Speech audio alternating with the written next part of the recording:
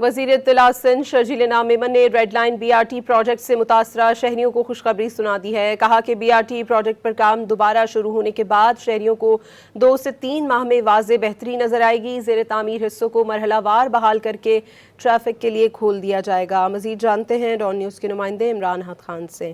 عمران، صوبائی وزیر کا مزید کیا بتانا تھا؟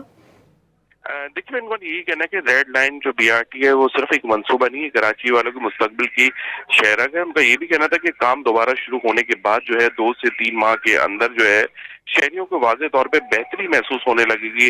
کوشش ہے کہ زیر تعمیر جو حصہ ہے اس کو مرحلہ وار جو ہے وہ بحال کر کے ٹریفک کے لیے کھول دیا، جبکہ ان کا یہ کہنا ہے کہ میگا پروجیکٹ کی وجہ سے عوام کو عارضی طور پہ تکلیف کا بھی سامنا کرنا پڑا ہے۔ حکومت اس بات کا احساس بھی کرتی ہے کہ لوگوں کو شدید جو ہے تکلیف کا شکار ہوئے ہیں، جبکہ ٹریفک کی روایتی اس کو بہتر کرنے کے لیے متعلقہ اداروں کو بھی واضح ہدایت جاری کر دی ہے کہ فوری طور پہ ادھر جو ہے مکمل طور پہ روڈ بنائے جائے تاکہ شہری جو ہے وہ آسانی سے گزر سکیں۔